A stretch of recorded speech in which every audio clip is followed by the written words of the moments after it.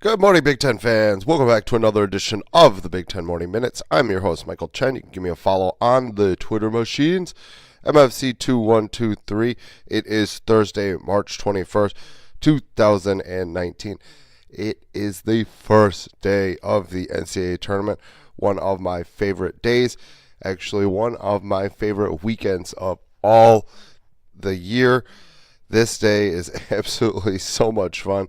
There is literally basketball from pretty much when you wake up, although I woke up pretty early, from when you wake up till when you go to bed. I mean, today and tomorrow, it's jam-packed with games.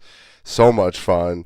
So many dramatic endings. I mean, it doesn't get much better than this if you're a basketball fan.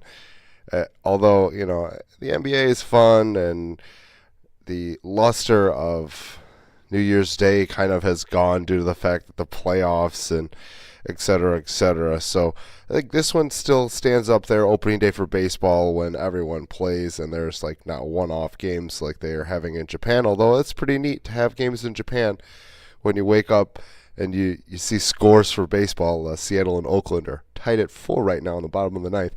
But nevertheless, you're looking at some Big Ten teams getting started today, and Louisville actually is going to play Minnesota, and they're going to crack it off at 11:15 Central Time. So that's the first Big Ten team that's going to play today. Later on, you've got Michigan State, the 2 seed in the East region, taking on Bradley at 1:45. And then shortly after that tip off, you've got number 6 seed Maryland, also in the East region, taking on 11 Belmont at 2:10. And that's the early games, and then you're going to get to the late games, and you got a couple other Big Ten teams slated for some late games. 2 seed in the West, Michigan, the Wolverines are going to take on the Grizzlies of Montana at 8:20, and then the final Big Ten team playing today, number 3 seed Purdue in the South region, taking on the 14th seed Old Dominion at 8:50. So, like I said, basketball starts early, basketball ends late. So, Big Ten fans, if you're going to watch, you've got plenty to watch for today. So, it should be a fun one. And we'll stick with the news on the hardwood as well as yesterday. The NIT got started, and Tim Miles is holding off his fate for yet another day, giving Bill Moose a little bit more ammo to potentially keep him. Like I mentioned yesterday, there are plenty of rumors about Miles being replaced by former Iowa State and Bulls head coach Fred Hoiberg.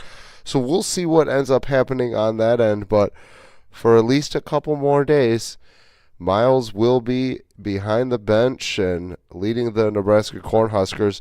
They faced off against a tough Butler team, in which a game where I saw that it could have went either way. And ultimately, Nebraska pulled that one out. And good for Miles, because I don't think he wants to give up his job. In his situation, I think he knows and he sees the rumors. It's hard to miss those kind of things. And I think Miles definitely wants to keep his job. So I could see him really pushing the issue and trying to coach his best at this point in time to potentially change some minds and see if he could stay around a little bit longer in Lincoln. Couple new additions to potentially watch out for. Fran McCaffrey yesterday added to his 19 class. Aiden Vanderloo, he's an in-state guy. He will be a walk-on, so it's not going to count towards the scholarships for Iowa and the Hawkeyes. He's still a pretty good player, though. Vanderloo was a all-state player. He averaged in the 20s, and he's not a roster filler. I think at some point in time, Vanderloo will contribute to the Hawkeyes, so keep an eye out for Vanderloo's name down the line.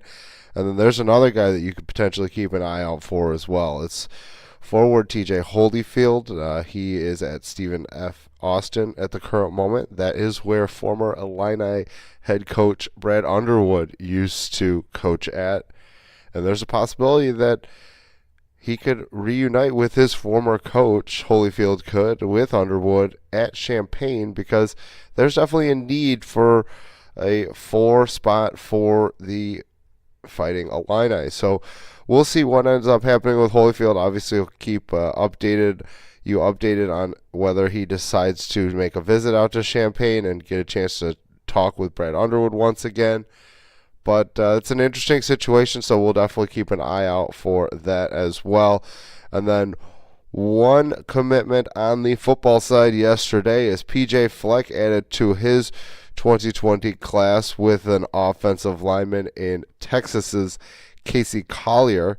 He is 6'6", 300 pounds, but again, what I really look at is the fact that the players have all of these offers, and when you don't have the big time offers, that scares me a little bit, and that is exactly what Collier is missing. Collier doesn't have the big time offers, and I think that is kind of indicative of kind of how teams are going to go about looking at other players, how wanted they are, because a guy can be ranked very low per se, and then obviously have a big time offer list, and then that pretty much changes a whole heck of a lot of things. So although Collier doesn't have that big time offer list, that it still kind of puts me into a bind as to whether or not he's a big time player.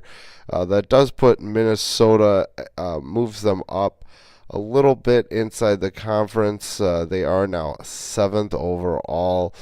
They have 5 commits. Like I said, Collier is the lowest rated commit of the bunch. And I'm just a little early for a reach, I believe. His offer list, and I'll tell you the offers. You look at Arkansas State, Louisiana Monroe, Memphis, North Texas. To me, that's not high level Big Ten quality offer list. You want to see some Power 5 schools in there. Especially early. Early, you want those kind of bigger time guys to go after bigger fish in the sea, and then you can go for the small fishes later on. I thought that, although Fleck might like him, I just think that they could have waited potentially a little bit longer and offered Collier a little bit later and probably still got him. So it is what it is, and you're happy for Maryland to add to the actually a 24 ranked nationally class, which was pretty solid early on, but the average ranking not very high, is lower than what it was last year right now, according to the 24/7 composite. So although Collier is probably a pretty solid player, I wouldn't put much stock into it at the current moment because of the fact that he doesn't have that offer list that you're looking for. So we'll see how Collier ends up. Obviously, I wish the best for the young man, but at the current moment, I think that P.J. Fleck and the Gophers probably could have waited a little bit and gone after somebody a little bit more highly rated amongst the teams in the areas or nationally, whatever it may be. And that's going to do it for me this morning on the Morning Minutes. I've been your host, Michael Chen. Give me a follow on that Twitter machine at MFC2123. Give the show page a follow as well. Actually, I'm sorry, I don't have a show page. You can give the website a follow on Twitter at 2 Cents Pods, and give us a like on Facebook as well, 2 Cents Pods. That's going to do it for me. Have a great day, Big Ten fans. Enjoy watching the tournament as well. We'll talk to you tomorrow.